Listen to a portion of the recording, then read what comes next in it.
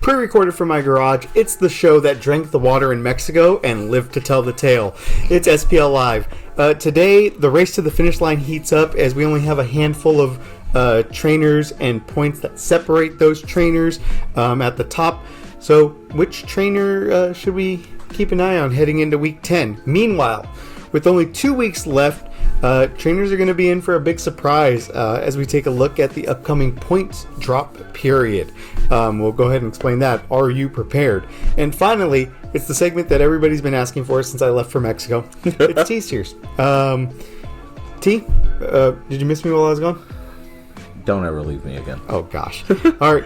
We start with the current playoff bracket as we have Dylan Brandow sitting in first place with 84 points and Carlo DeCastro sitting in second place with 82 points. Both of these trainers are getting first round buys for being top of the standings towards the end of the season. Now, this isn't locked in, of course. Things can change, but the top two seeded players or the top two players at the end of the regular season will get a first round buy heading into the championship tournament, which is going to be held by Fire and Ice, which means that we get the live stream, which is really, really cool. Now, T, as we take a look at the current playoff bracket, which trainer, either in the bracket currently or just on the outside of the bracket, has your attention as we head down the stretch?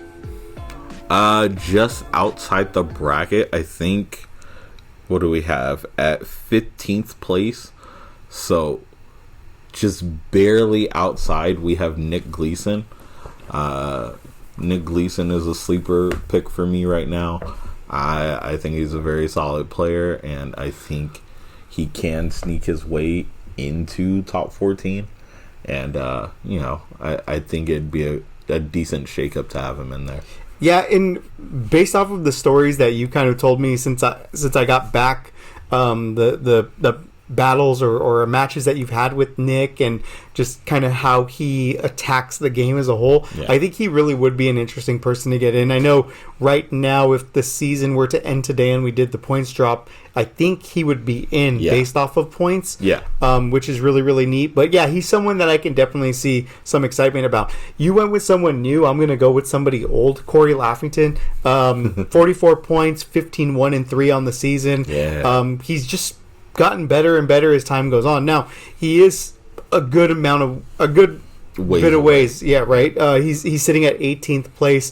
Michael Lestrap is holding down the 14th spot at 58 points. So, there's a good 14 points difference, but with a trainer battle to take 3 points from somebody, heck, even 2 points. From there, I think 3 would have to be the number for him, though, in order to get him over Lestrade. But 3 points there, and having the season end where he gets 9 points back to back, I think that puts him in the best possible chance. But Corey is someone that's really, really dangerous if he gets into the playoffs. We've seen it time and time again throughout the middle of the season when he's at the midseason showdowns. He picks proper decks. He does really well. He's, I think, finished. He has 2 second place. Yeah, he has 2 second place finishes there, and he's just one of the more veteran players that we have in our community. So Corey is definitely someone that I'm keeping an eye on as we head down the stretch. Not guarantee that he's going to make it in, but if he makes it in, I think a lot of people kind of have to sit back and go, okay, what do we have to prepare for with this guy? Because he's just so well diverse in the game. Coming in with missing 3 weeks. And still being here at 18th right now, it speaks volumes. I think that's the thing for Corey is the fact that these are his points with already what you would consider his drop weeks included, right? If you've already missed 2 weeks, you're kind of in this position where your points are your points. But I think that's the thing that is a little bit thrilling, because when we do the points drop after the season is over, Corey's not changing much. Corey might not change at all compared to some of the other people that have played. So I think it is going to be one of those things where Corey and Nick are both two people that are super, super, or at least we're excited to see. You have Ezekiel, who's doing really well, and Emmanuel, who else is doing well. Eli's even up there, which is kind of funny. And Henderson kind of snuck in out of nowhere. Know who else is surprising? Mercedes. Mercedes was at the bottom for so long. Yeah. And at this point, 36 points. Not saying, of course, that these people are guaranteed to make it in, but these are people that are on the cusp that are really, really interesting right now. Mm-hmm. Is there anybody in the tournament right now that you kind of sit there and go like, oh, this is going to be good for them, good eatings? Ooh, good eatings. I gotta say, a lot of these people are food for my boy Isaac. Just saying. And Isaac right now, he's matched up against I think Audrey. Not food. Yeah, so we'll see how that one works. Audrey is an incredible player in her own right, so that one is definitely going to be really fun. Henry and Vince has had a really solid season for the most part. I think if I had to choose someone though, I might probably stick with David Gervin. The fact is, David has had a very consistent season. He's been, I think, at the top of the entire leaderboards throughout majority of the season. Yeah. He has a really, really funny matchup against Francis Batista, which you never that's kind of interesting. Yeah, which you never know what Francis is going to play, but I think that might be my guy to keep an eye on. Consistency is something that just it gets rewarded, especially when it gets into a time where you're in these single elimination rounds and you have to keep going and going and going, and to be able just to fall back on those basics that you've done throughout the entire season. It's muscle memory at that point. You've seen a lot of matchups. You want to talk about consistency? Let's talk about Mike Moreno. Mike Moreno's sitting here in 8th place, and he has made every playoffs. I'm just saying. He hasn't missed one. He's the only champion that we've had that's won both the Points Cup and the championship trophy. To me, I still look at Mike as an inconsistent player, but I know that everything is going to change when the point drop happens, because Mike is also very similar to Corey, one of those people who's calculated out what his drops are going to look like. He's going to be coming into the playoffs where he's at, but at a much higher level. I mean, to the point where he may be 3rd or 4th. When all the dust clears, because I think he's already kind of calculated some of it. But that's the thing that's so important about the points drop when it happens at the end of the season. So, and speaking of that, after the break, we'll go ahead and take a look at how the point drop period is going to shake up things when it comes to the standings. So we're looking forward to that, and that'll be next on SPL Live.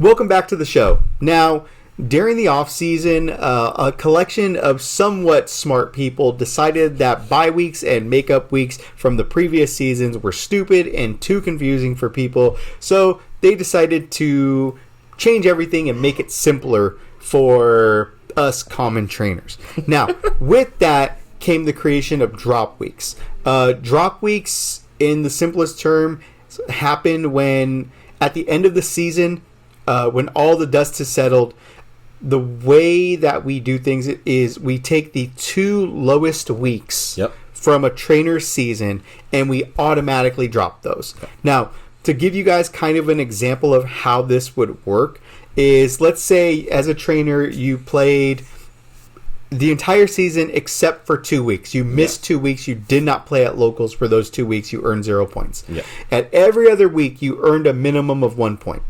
At the end of the season, at the end of week 11, we're going to look at everybody's record, we're going to look at everybody's weeks, and we're going to find the 2 lowest weeks, which for you in this instance would have 2 weeks of 0, and we will remove those 2 weeks from your points total, and that will give you your points for the entire season. Now, on the flip side of that, for someone that played the entire season, went throughout the entire season, did really well. Let's say they earned 9 points every week. 9 points per week times 11 weeks is 99 points total. We would look at their entire season. We would understand that they went, practically perfect throughout the entire season. And we would just drop 2 random weeks, which would be, of course, 9 points each. 9 plus 9 is 18. 99 minus 18. 81 points. That's what they would have to end the season. So realistically, a perfect record throughout the season, not including trainer battle wins and losses, would be an 81 point season. Now, bringing up the trainer battles, those points do not count, and they do not get calculated in the losses. In the drops. Yeah, in the drops. Thank you. Yeah. So what the a good way of explaining that would be Dylan Brando. Yes. Dylan Brando currently has 81 points on the season, and that includes just his play. Yeah. If the season were to end today, we would go ahead and remove 2 of Dylan's worst weeks, which those are 2 9-point weeks, Yep. dropping his points total to 63 points, not including the wins or losses that he got from trainer battles. Correct. So that's the way that the points kind of work when it comes to today. Now, you could look at Dylan's record, and everybody's free to look at the points tracker and see where their lowest weeks were throughout the season. Because I'm pretty sure a lot of you guys will have questions, and I want to do, we want to do our best to answer them for anybody. But Dylan will have a week on there, which I think it's week 6, where he lost a trainer battle, so his points total for that week is 6. Yep. But realistically, he went 3-1 during the tournament, earning 9 points. He just lost 3 because of the trainer battle. Correct. So we would still drop that week. Not for 6 points, but for 9 points. Yes. Because he earned the 9 points, but lost 3 because of a trainer battle, which, once again, does not count when it comes to everything. And I think that's a nice segue into what we think is a very, very important aspect of the league heading into the final week, especially if you want to make sure that you're closer to the number that you want to be. Yeah. Trainer battles. There haven't been a whole lot of them. There's been a handful of trainers that have actually gone on and played trainer battles, but they are very, very important to making sure that you're hitting the numbers that you want to hit. Mike is someone that's played a good amount of trainer battles so far. Who else kind of stands out? I think Dylan and Luke. Dylan, Luke, Carlo. Yeah. They've all gotten some trainer battles in. Audrey. I was going to say, I know Audrey has been itching to get some trainer battles in. Not everybody is, everybody's being a little stingy with the trainer battles. They're not really ready to risk their points, but, it's coming to that time where you might just need to get in. Yeah, and that's something that we have to kind of... It's going to be on us, the trainers, to make sure that we understand the rules of the trainer battle, which, once again, they can only happen during a local tournament, during one of your matches in that tournament. Yep. And from my understanding, once again, it has to be the first match of... First game. First game of the match that you have. So me and T meet at a local, say CCC. He's, let's say for this season, part of the league, just for this example. Yeah. We sit down from each other. I go, T, do you want a trainer battle? T says yes. We trainer battle after we agree on the wager points, which the maximum can be 3. T wins. I sacrifice 3 points to T. Yep. Positives. That's the only time that trainer battles can happen. They can't happen outside of that, so we have to make sure that we're following the rules when it comes to trainer battles. And there's more information on that on the actual website, which we can go ahead and link down in the description below. If anybody has any questions, they always can feel free to reach out to us as well. But points drop at the end of the season after week 11 when everything is done. We will go ahead and put out the points and make sure that everybody is up to date and know where they stand. And we will send out an official bracket with all of the trainers that made it into the Elite 14 for the SPL playoffs, which once again is going to be hosted by Fire and Ice. Yep. Cool? All right.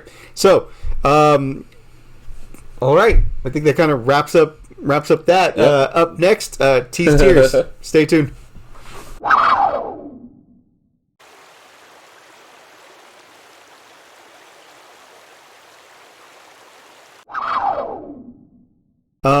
Well, it's 11 o'clock on a Thursday night, which means you're in for a treat. Late last night, while reading all the P. Diddy court documents, a select group of lawyers, historians, and experts in food origins met in an out-of-service elevator to argue and bicker and burn the candle at both ends to give you the best segment that we can steal. It's time for T's Tears. T, take it away. I hate this man so much. Can you believe P. Diddy? Oh, he's a demon. A monster. I know. Go on. All right. Anyways. All right. For the first tier, we have our honey tier. These sweet players never show up to locals. And we have Ant, can't seem to get this guy out of Mexico. I was in Mexico. You've been that way for weeks now. My heart's there. Goose, Z, Pang, Alex Gross.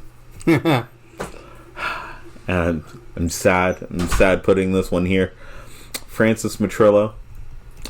I haven't seen my guy out of locals in so long. I also don't go, but still, I haven't seen you.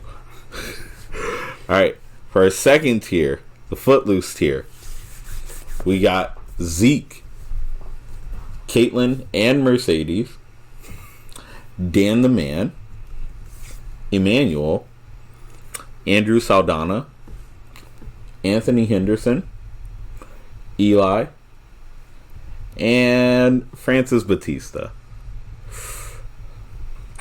I don't know about that one, but here we are. Next, tier 3, the step up tier. We have Terry,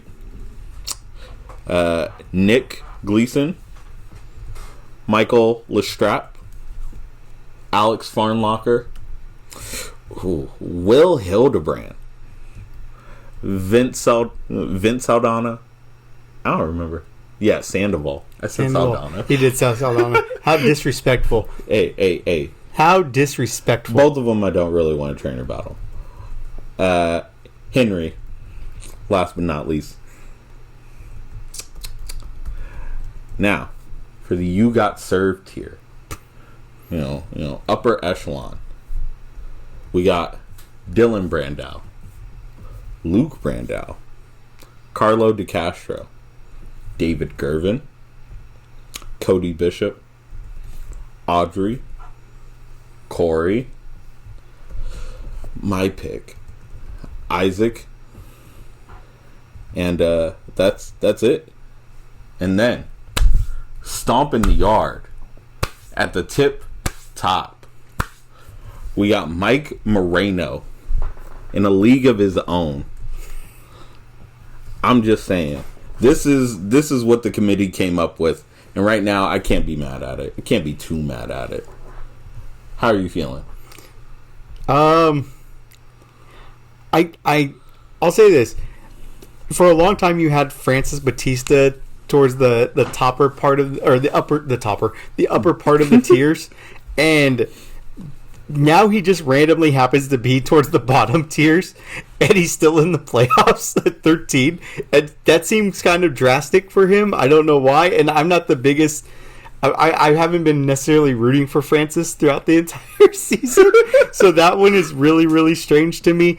I think the other one, I knew Mike was eventually going to get his own tier. I kind of figured, based off of how well he's performed in past seasons, and just him kind of completing the triple crown of our league by winning the midseason this season, along with all the other awards that he's won. Has the most trainer battles. It has the most trainer battle wins.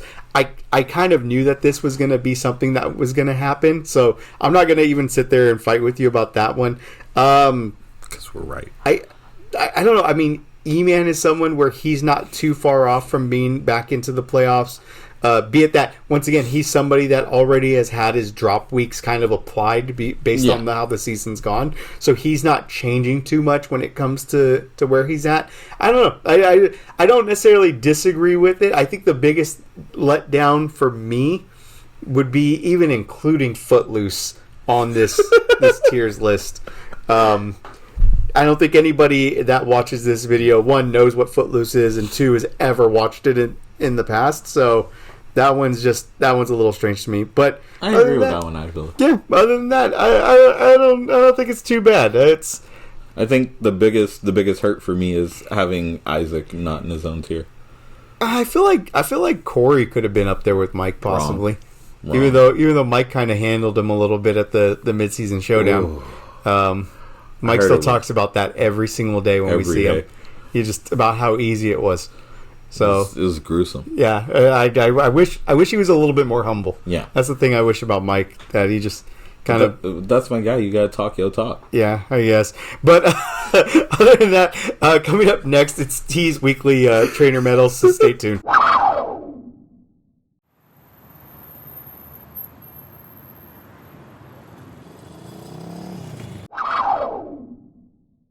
Welcome back, everyone. Please remember to like, comment, and subscribe. When Mr. B sleeps at night, he has nightmares, and it's because of us getting closer to his subscription number. Yeah. So keep up the good work. It's medal time, T. All right. For our bronze medal, Mr. 1-0 himself, Carlo De Castro. Carlo De Castro is still notorious for going 1-0 during his matches. Just winning game one, going to time. As, you know, a win is a win, as they say. Carlo, keep up the good work. For a silver medal, earning 12 points this week. And trying to prove still that he is the better brother. Luke Brandow. Luke, you got 12 points. Good on you. Shame it had to be, at the expense of my boy Dan. But, like we say here, winning is winning. We all know who the best brother is in this league anyways. Yeah, still Dylan. Anyways. Michael Lestrap. Happy Black History Month. All right. And finally, our gold medalist for this evening is actually Ezekiel. Ezekiel, I had no idea you had this 12-point weekend, you my guy. Not even going cap. I'm so proud of you. This is what a manager should be playing like. You got to be showing David how it's really done out here. So keep it up. I was done in these streets. All right. Well, to wrap up the show, it's raffle time. So video.